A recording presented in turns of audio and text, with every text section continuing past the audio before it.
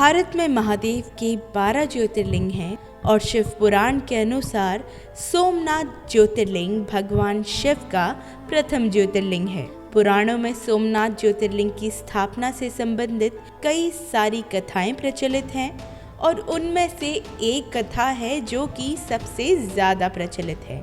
लेकिन इस कथा को सुनने से पहले कमेंट सेक्शन में हर हर महादेव जरूर लिखें। तो चलिए इस कथा को शुरू करते हैं। जब प्रजापति दक्ष ने अपनी सभी 27 पुत्रियों का विवाह चंद्रमा के साथ कर दिया तो वह बेहद प्रसन्न हुए।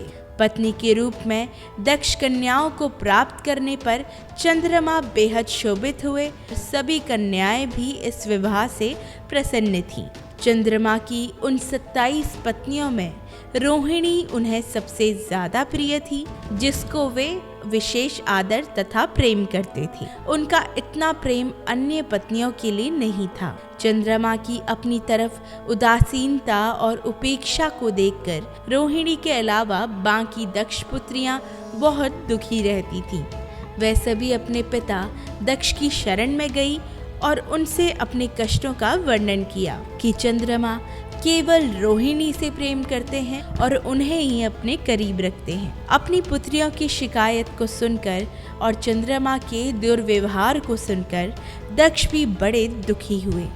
उन्होंने चंद्रमा से भेंट की और शांतिपूर्वक कहा, कलानिधि, तुमने निर्मल व पवित्र कुल में जन्म लिया है, फिर भी तुम अपनी पत्नियों के साथ भेदभाव पूर्ण व्यवहार करते हो। तुम्हारे आश्रय में रहने वाली जितनी भी स्त्रियां हैं, तुम किसी को अधिक प्यार करते हो और किसी को कम प्यार देते हो। ऐसा क्यों करते हो? अब तक जो व्यवहार किया है वह ठीक नहीं है, फिर अब आगे ऐसा दुर्व्यवहार तुम्हें नहीं करना चाहिए। जो व्यक्ति अपने परिवार के साथ बुरा व्यवहार करता है उसे नरक में जाना पड़ता है। इस प्रकार दक्ष प्रजापति ने अपने दामाद चंद्रमा को प्रेम पूर्वक समझाया और चंद्रमा में सुधार हो जाएगा। दक्ष को ऐसा लगा। ये सब होने के बाद प्रजापति दक्ष वापस लौट आए, लेकिन इतना समझाने पर भी चंद्रमा ने अपने ससुर प्रजापति दक्ष की बात नहीं मानी। चंद्रमा रोहिणी के प्रति अत्यंत प्रेम बढ़ाते चले गए और ना ही उन्होंने अपनी अन्य पत्नियों का कोई ख्याल रखा। इस घटना के बाद वापस से दक्ष कन्याएं अपने पिता के पास गई और फिर से उन्हें सारा दुख सुनाया। ये सब सुनकर प्रजापति दक्ष बहुत दुखी हुए और उन्हें बेहद क्रोध आया। वह वापस चंद्रमा के पास गए और उन्हें उत्तम नीति के द्वारा समझने लगे।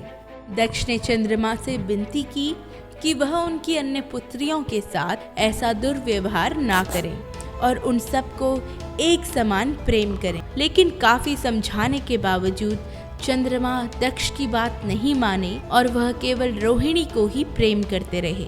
जब चंद्रमा ने दक्ष की बात नहीं मानी तो दक्ष बहुत क्रोधित हो गए और क्रोध में आकर दक्ष ने चंद्रमा को श्राप दे दिया। दक्ष ने कहा कि मेरे आग्रह करने पर भी तुमने मेरी आज्ञा का पालन नहीं किया, इसलिए तुम्हें क्षय रोग हो जाएगा।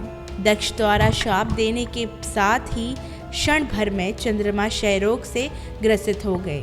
चंद्रमा अंधकार में डूब गए और उसके बाद हाहाकार मच गया।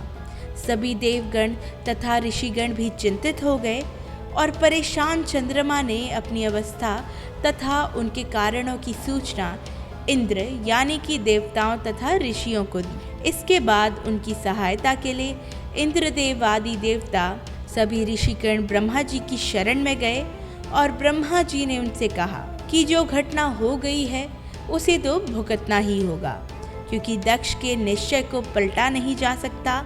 और उसके बाद ब्रह्मा जी ने उन देवताओं को एक उत्तम उपाय बताया। ब्रह्मा जी ने कहा कि चंद्रमा देवताओं के साथ कल्याणकारक शुभ प्रभास क्षेत्र में चले जाए, वहाँ पर विधि पूर्वक शुभ मृत्युंजय मंत्र का अनुष्ठान करते हुए श्रद्धा पूर्वक भगवान शिव की आराधना करें। अपने सामने शिवलिंग की स्थापना करके प्रतिदिन कठिन तपस्या करें और इनकी आराधना और तपस्या से जब भगवान भोलेनाथ प्रसन्न हो जाएंगे तो वह इन्हें क्षय रोग से मुक्त कर देंगे। पितामह ब्रह्मा जी की आज्ञा को स्वीकार कर देवताओं और ऋषियों के संरक्षण में चंद्रमा देव मंडल सहित प्रभास क्षेत्र में पहुंच गए। वह स्थान आज के दिन गुजरात का द्वारका है।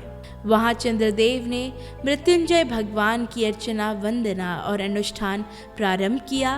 वे मृत्युंजय मंत्र का जप तथा भगवान शिव की उपासना में लीन हो गए।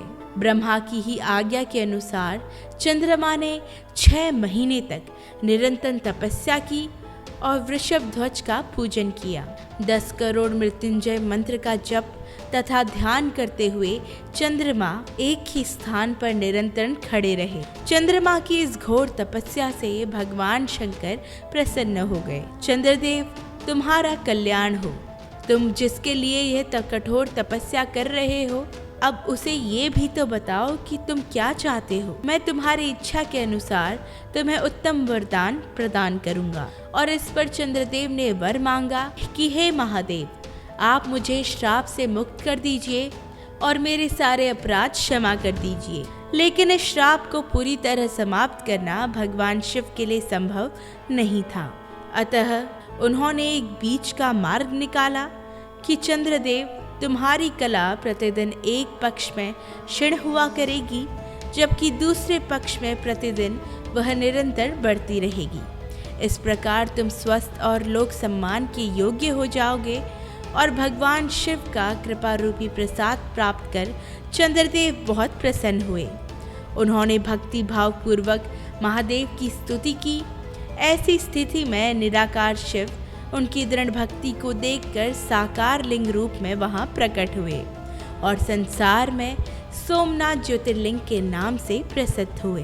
और तभी से सोमनाथ में ज्योतिर्लिंग स्थापित है, जहां भगवान शंकर के भक्त महादेव की पूजा करने आते हैं और अपनी सभी कष्टों का निवारण पाते हैं। तो ये थी सोमनाथ ज्योतिर्लिंग की कथा। आपको ये कथा कैसी लगी हमें कमेंट सेक्शन में ज़रूर बताएं। अब मिलते हैं अगली वीडियो में, तब तक के लिए हर हर महादेव।